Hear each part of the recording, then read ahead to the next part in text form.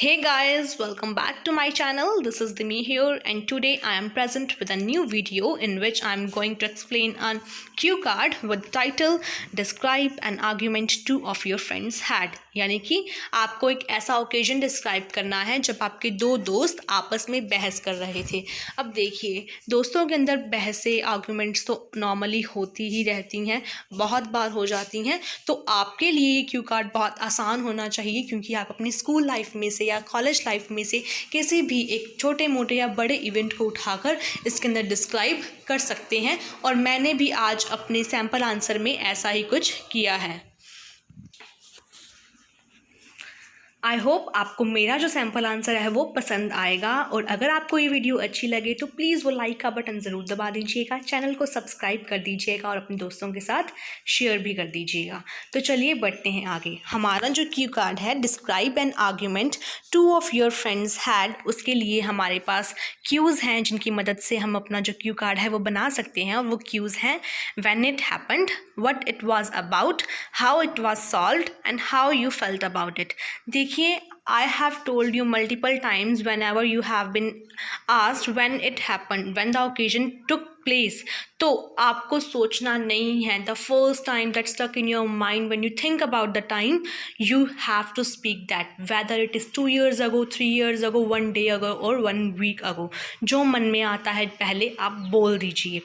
दूसरी बात है व्हाट इट वाज अबाउट। अब वो जो आर्ग्यूमेंट था जो कि आपके दोस्तों के बीच हुआ, वो हुआ किस वजह से। अब इसके लिए आपके पास बहुत सारे कारण हो सकते हैं, जैसे कि एग्जाम्पल के तौर पे आप अपने दोस्तों के साथ खाना खाने के लिए बाहर गए, आप लोग सोच रहे थे कि खाना क्या है और दो दोस्तों में बहस हो गई। एक कह रहा था कि ये चीज़ मंगवानी, दूसरा बोल रहा था कि ये चीज़ मंगवानी है। ठीक है, उसकी जगह पर आप एक और एग्जाम्पल ले सकते हैं। अब देखिए, हमारे स्कूल और कॉलेज में बहुत सारे प्रोजेक्ट्स हमें मिला करते थे जो कि ग्रुप में किया जाना होता था, जिन्हें उसी तरीके से बहुत सारी असाइनमेंट्स भी मिलती थी। तो आप बोल सकते हो कि हमें प्रोजेक्ट बनाना था या असाइनमेंट क्रिएट करनी थी ग्रुप के अंदर, और दो दोस्तों में बहस हो गई कि उस असाइनमेंट या प्रोजेक्ट का टॉपिक क्या होगा।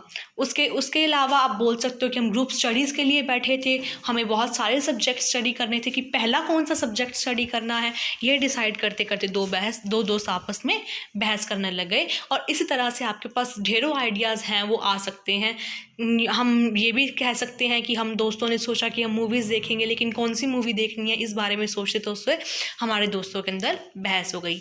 मैंने ये जो इसके अंदर एग्जांपल लिया है अपने सैम्पल आंसर के लिए, जो मैंने आर्ग्यूमेंट डिसाइड किया है वो ये किया है कि हम लोगों के कॉलेज के अंदर या स्कूल के अंदर, जहाँ पे भी आपने अभी अपनी जो एजुकेशन है कर ली है, उसका आप बोल सकते हो कि वहाँ पर हम लोगों ने सोचा कि फेयरवेल के ऊपर अपने टीचर्स को गिफ्ट दिया जाएगा, लेकिन दिया क्या जाएगा ये बात एक बड़ी मसला थी। और इस बात को डिसाइड करते करते मेरे दोस्तों के अंदर झगड़ा हो गया। हाउ इट वॉज सॉल्व्ड, अब वो सॉल्व कैसा हुआ। अब जाहिर सी बात है, बिल्कुल सिंपल सी चीज़ आप एक्सप्लेन कर सकते हो। दोस्तों में जब बहस होती तो कोई ना कोई तीसरा दोस्त आके उनके बहस को ठीक करता होता है। तो कैसे सॉल्व हुआ, हमने समझाया और उस झगड़े को रुकवाया, और अंत में ये हुआ। How you felt about it, अब जब वो आर्ग्यूमेंट हो रहा था तो उस आर्ग्यूमेंट को देखकर आपको कैसा महसूस हुआ, या उस आर्ग्यूमेंट के बाद आपको कैसा महसूस हुआ, इस बात को आपको एक्सप्लेन करना है। तो चलिए बढ़ते हैं आगे, मेरे सैम्पल आंसर को स्टार्ट करते हैं। आई होप आपको ये पसंद आएगा। Let's start. आप सबको पता है कि मैं जब भी अपना सैम्पल आंसर स्टार्ट करती हूँ, अपना जो भी क्यू कार्ड बनाती हूँ उसको स्टार्ट करती हूँ, तो मैं स्टार्ट करती हूँ हमेशा कुछ जनरल लाइन से और इंट्रोडक्शन से, जिससे एक फ़्लो बन जाता है और मुझे पता होता है कि मैंने कहाँ से शुरुआत की और मुझे इसी के बारे में आगे आगे बोलते जाना है। ठीक है, तो मैंने बोला है well arguments play a paramount role in everyone's life as they help us to clarify our thoughts and to adopt a right point of view, but sometimes those little arguments might turn into a huge mess that needs to be controlled on time।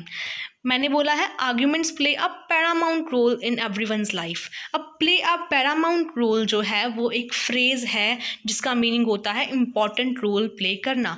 अब arguments हमारे ज़िंदगी में एक important role play करती हैं, क्योंकि वो हमें हमारे विचारों को चेंज करके एक सही पर्सपेक्टिव को चूज़ करके उसको अडॉप्ट करने में हमारी मदद करते हैं, हमें असिस्ट करते हैं। लेकिन कई बार क्या होता है कि छोटी छोटी बहसें जो हैं वो बड़ी सी मैस के अंदर कन्वर्ट हो जाती हैं, जिसे टाइम के ऊपर कंट्रोल करना जो है बहुत ज़्यादा ज़रूरी होता है। A couple of years ago, I and my classmates decided to give something special to our teachers on our farewell as token of love, but what thing we should give, it was a matter of confusion. A couple of years ago एक phrase है जिसका meaning होता है कि आप 3 या 4 साल पहले की बात कर रहे हो, ठीक है। आई एंड माई क्लासमेट्स, मैंने और मेरे क्लासमेट्स ने डिसाइड किया कि हम अपने फेयरवेल के ऊपर अपने टीचर्स को कुछ स्पेशल देंगे as token of love. Token of love का मतलब होता है प्यार से दी हुई एक निशानी, ठीक है। लेकिन हमें देना क्या है, इस ये जो है मसला था एक कन्फ्यूजन का कि हमें समझ में नहीं आ रहा था कि हमें अपने टीचर्स को गिफ्ट में क्या देना है।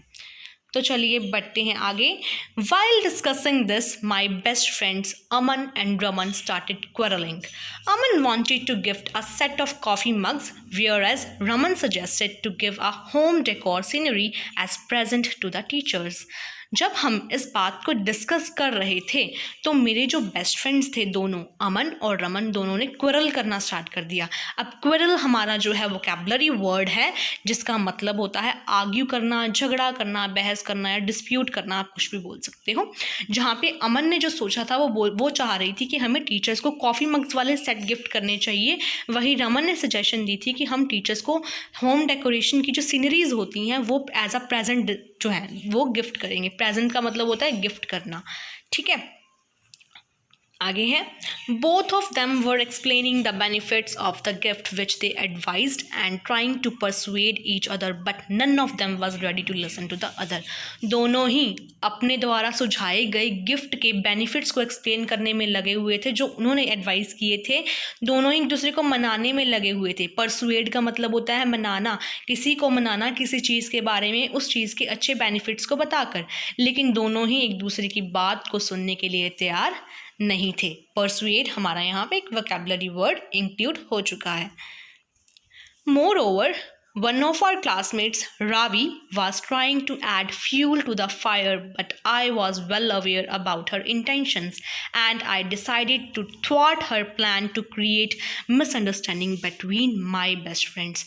Moreover मतलब ऊपर से मेरी जो क्लासमेट्स थे उनमें से एक रावी नाम की लड़की ने क्या किया, she tried to add fuel to the fire। अब एड फ्यूल टू फायर हमारी जो है इडियम है जिसका मतलब होता है try to worsen an already bad situation. जो हालात पहले से ही बुरे हैं उसको और बुरा करने की कोशिश करना, आग में घी डालना। लेकिन मुझे उसके इंटेंशंस मतलब उसकी जो नीयत थी कि वो क्या करना चाह रही उसके बारे में पता था, तो मैंने उसका जो प्लान था उसको थ्वाट करने का। थ्वाट मतलब किसी भी चीज़ को होने से रोकने का, पानी उसके जो इरादे थे उनके ऊपर पानी फेरने का मैंने डिसाइड किया कि वो चाहती थी कि मेरे बेस्ट फ्रेंड्स के अंदर मिसअंडरस्टैंडिंग क्रिएट हो, लेकिन मैंने उसके प्लान के ऊपर प्लान को रोकने का जो है वो डिसाइड किया। I took both of them aside and made an effort to convince them not to fight as it could harm their own friendship. After some time, their anger cooled down and they synced their differences by apologizing to each other and shaking hands. मैंने क्या किया, मैं उन दोनों को side में ले गई, मैंने एफर्ट किया उन दोनों को मनाने का। कन्विंस करना मतलब मनाना, ठीक है। ताकि क्या मनाने की कोशिश की कि उन्हें झगड़ा नहीं करना चाहिए, क्योंकि अगर वो झगड़ा करेंगे इस तरीके से तो उनकी खुद की जो दोस्ती है वो खतरे में आ जाएगी, उनकी दोस्ती टूट सकती है। कुछ समय बाद देयर एंगर कूल्ड डाउन, उनका जो गुस्सा था वो ठंडा हो गया। And they synced there differences, या सिंक्ड वन डिफरेंसेस जो है हमारी इडियम है, और इट्स इडियम का मतलब होता है टू फॉरगेट देयर डिसएग्रीमेंट्स। मतलब जो उनके झगड़े थे, जो उनके अंदर मन मुटाव थे, वो उन्होंने भूल जाने का फैसला किया, उन्होंने अपने मन मुटाव भूल गए। अपोलोजाइजिंग मतलब माफ़ी मांगना, उन लोगों ने एक दूसरे से माफ़ी मांगी और बाद में एक दूसरे से हैंड शेक किया, हाथ मिलाए। Then it was decided not to use either of the two ideas. Afterwards, all of us decided to create a beautiful collage of pictures depicting our old memories with teachers, and the amazing thing was that both of them were equally excited to work together on this as they were the best artists of our school at that time.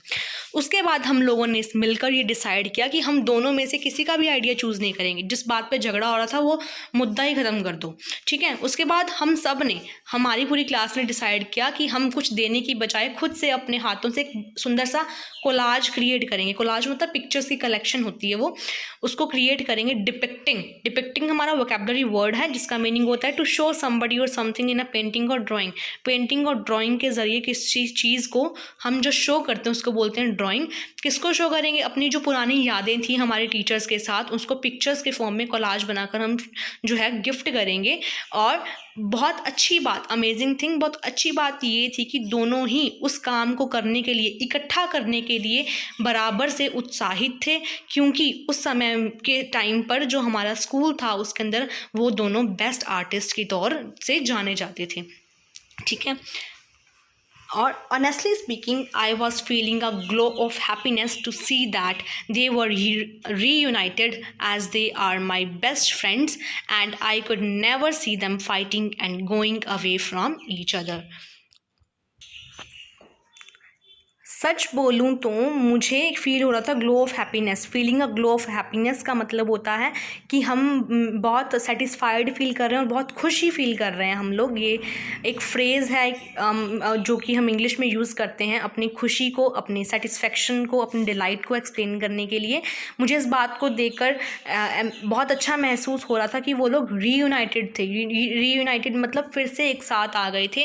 क्यों? क्योंकि वो दोनों ही मेरे best friends हैं। यहाँ पे are डाला है क्योंकि वो अभी भी मेरे बेस्ट फ्रेंड्स हैं और मैं उन दोनों को झगड़ कर एक दूसरे से दूर जाते हुए नहीं देख सकती थी। इसी से जो है हमारा जो क्यू कार्ड है उसका एंड हो जाता है। आप नोटिस करेंगे कि मैंने सभी जो है क्यूज़ उसको इंक्लूड किया है इसके अंदर कि कब हुआ, कपल ऑफ ईयर्स अगो, क्यों हुआ, जो मसला था गिफ्ट का उसको एक्सप्लेन किया, झगड़ा सॉल्व कैसे हुआ, मैं उनको साइड में लेके गई, उनको समझाया, उन लोगों ने एक दूसरे से माफ़ी मांगी और हैंडशेक किया। और आपको कैसे फ़ील हुआ? यही कि मुझे बहुत खुशी हुई, मुझे सेटिस्फेक्शन फ़ील हुई क्योंकि वो मेरे बेस्ट फ्रेंड्स थे। आई होप आपको ये क्यू कार्ड पसंद आया होगा। बहुत ईजी भी है याद करने में और आप बोल भी सकते हो। इसके अंदर वोकैबुलरी है, इडियम्स हैं, फ्रेजेस हैं जो कि आपके एक क्यू कार्ड को और भी बेहतर बनाते हैं एक अच्छे बैंड स्कोर करने के लिए। आई होप आपको ये पसंद आया होगा। तो प्लीज़ मेरी वीडियो को लाइक कर दीजिएगा, चैनल को सब्सक्राइब कर दीजिएगा और अपने दोस्तों के साथ शेयर भी कीजिएगा। Thank you so much.